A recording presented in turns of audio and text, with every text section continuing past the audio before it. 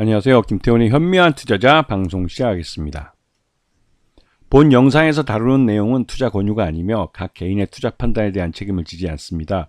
별도 SNS 채널 가입을 유도하거나 투자 권유 및 유료 리딩 서비스를 홍보하는 불법 사칭 계정에 유의하시기 바랍니다. 자, 보성 파워텍이 오늘 장중에 아주 급등을 하는 모습을 보였고 원전 관련주들이 다 강세를 나타냈는데요. 그 이유가 신한율 3, 4호기 건설이 재추진되면서 이 신규 원전 건설에 대한 이 수혜를 기대할 수 있기 때문에 그렇습니다. 이 울진에다가 이제 짓게 되는 이 신한율 3, 4호기는 여러 가지 좀 우여곡절이 있는 그런 발전소였습니다. 이게 이제 예전에 그 박근혜 전 이제 이명박 때 이제 계획이 잡혀서 이 전력 부족을 예상하고 기획이 됐던 것인데 요즘도 뭐 한여름이나 작년 겨울 때도 그렇고 이 에너지 피크일 때 그때도 여전히 전력 예비율이 두 자릿수가 될 만큼 지금 전력이 남아 돕니다.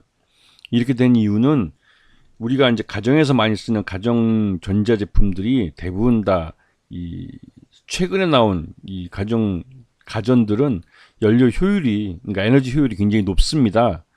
적은 에너지로도 워킹을 하고 하기 때문에 예전만큼 에너지 소비율이 크지 않죠.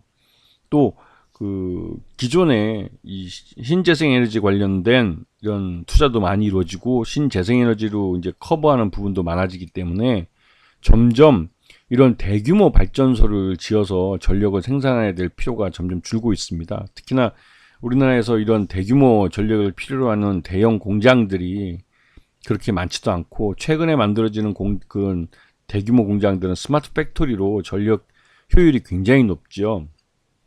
그러다 보니 이런 대규모 원전이나 이런 발전소를 지을 필요가 없는데 불구하고 이런 원전 건설이 추진되고 있는 건 어디까지나 이 재벌 대기업과 이 원전 모피아들, 그러니까 관료들이죠. 이렇게 결탁해서 국민 세금을 도둑질하는 거라고 봐도 과언이 아닐 정도로 이 전력이 남아도는 상황에서 이런 발전소를 대규모 자금, 천문학적 자금을 투입을 해서 짓겠다는 것이라 이게 좀 그렇게 좋아 보이지는 않죠. 일단 뭐가 됐든 윤석열 정부는 탈원전 정책 백지화를 주장을 했고 또 신한울 3호, 4호기가 이번에 건설을 재개한다고 결정을 했기 때문에 향후 10년 동안 이 3호기와 4호기는 건설이 그대로 추진될 겁니다. 그렇게 되면 울진 지역에 총 10기의 원전이 지금 밀집되어 있는 그런 상황이 발생하게 됩니다. 지금 앞에 잠깐 설명드렸지만 신한울 3호기와 4호기는 이 추진하는 과정에서 우여곡절이 참 많았습니다. 그렇지만 2022년 7월 윤석열 정부가 들어와서 두 달 만에 이 신한울 3호기와 4호기가 재건설, 다시 건설이 재개된다는 게 결정이 됐습니다. 그리고 이제 한수원과 두산 NLBT가 주기기 공급 계약을 맺으면서 현대건설이 이제 본격적으로 건설 작업에 이제 건설 작업에 이제 나서게 된 것이죠. 이제 이 한국 수력 원자력이 발주처가 되고 현대 엔지니어링이랑 같이 이제 이거를 건설을 합니다. 그리고 그 안에 들어가는 주기기는 두산 NLBT가 맡게 되고 이게 이제 우리나라 이 원전의 가장 핵심적인 기업들입니다. 이 기업들이. 자, 그런데 문제는 이 신한울 3호기와 4호기의 건설이 이게 울진이라는 특정 지역에 10기의 원전이 몰려 있다는 것이죠. 말 그대로 이제 한 기의 문제가 발생하면 나머지 9기의 원전도 위험해질 수 있는, 즉 제대로 사용을 못하게 되는 상황이 발생할 수도 있고, 이렇게 되면 말 그대로 대규모 에너지가 발전을 못해서 에너지 부족 사태가 발생할 수도 있는 그런 위험이 있습니다. 그리고 이제 그러다 보니 이런 문제에 대해서 별로 검토 안 하고 또 울진에다가 3, 4호기를 또 밀어붙이는 건 좀 문제가 있다는 생각이 좀 들고 있습니다. 여기다가 장기적으로 신재생에너지들에 대한 투자가 많이 이루어지면 신재생에너지에서 발전하는 발전량이 늘어나게 되는데 이렇게 되면 원전의 출력을 낮춰야 되고, 그렇게 출력을 낮출 경우에는 안전성에 문제가 발생할 수 있습니다. 그리고 장기적으로 이 원전은 여기서 이제 방사능 폐기물들이 나오기 때문에 이런 방사능 폐기물들에 대한 처리장도 필요하고, 또 노후 원전을 지금 강제로 수명을 연장하고 있지만 궁극적으로 노후한 원전들은 폐로하는 것이 맞는 것이고, 그렇게 할 때 이제 고준위 방사능 폐기물들이 나오게 되는데, 이러한 고준위 방사능 폐기물에 대한 방패장이 아직 우리나라는 없는 상황입니다. 그러다 보니 이게 이제 문제가 되고 있는 것이죠. 근데 전 세계적으로 따지고 보면 원전을 신규로 짓는 것보다는 원전을 폐로하는 이쪽이 더 큰 산업으로 성장하고 있습니다. 그리고 또 그게 글로벌 추세에 맞는 것이고, 선진국일수록 원전을 폐로하는 쪽으로 결정하는 경우가 점점 많아지고 있죠.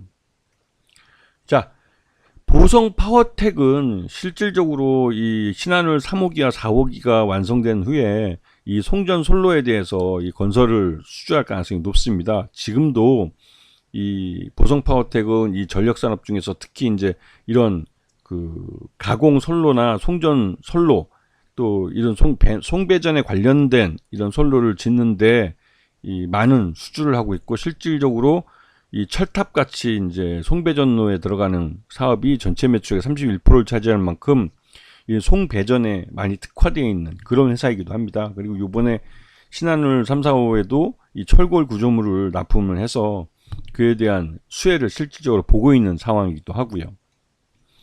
그래서 지금 실적을 보게 되면 윤석열 정부가 들어서 매출 외형도 늘어나고 있고, 영업이익도 적자에서 흑자로 돌아서는 모습을 보여주고 있습니다. 실질적으로 이러한 그러니까 송배전로, 그러니까 전력망에 대한 민영화를 앞두고 있는, 그러니까 윤석열 정부는 이 송배전로에 대한 민영화를 계획을 하고 있는 것으로 의심을 받고 있고, 실제로 이 민간 부분에 개방을 한다는 말로 이 송배전망에 대한 이 민간 민영화를 추진하고 있는 것으로 보입니다.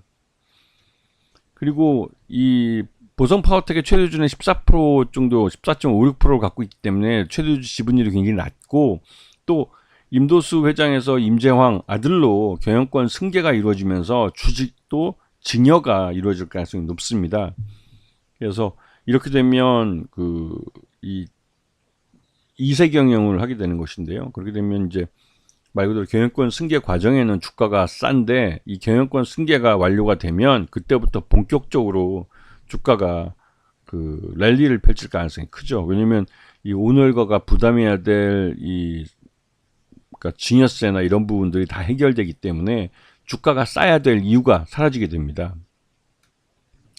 그리고 실제로 요번에 이 ARA 연구로에 대한, 그러니까 연구 원전이죠, 이쪽에 대한 철골 공급 계약을 체결하면서 실제로 이런 한전 기술로부터 이런 발주들이 계속 나오고 있습니다. 이것뿐만 아니라 한국수력원자력으로부터도 발주가 나오고 있고, 그래서 이제 신한울 3, 4호기 건설에 있어서 실질적인 수혜를 받고 있는 회사이기도 합니다. 그래서 보성 파워텍이 지난 2분기 실적 기준으로 봤을 때 이 적정 주가는 한 3,200원 정도로 평가되고 있는데, 지금 현재 주가가 3,000원대 거의 다 와 있죠. 그리고 이제 이 신한울 3, 4호기 건설이 이제부터 시작이기 때문에 꾸준히 한 10년 동안 안정적으로 매출이 꾸준히 이어질 가능성이 큽니다.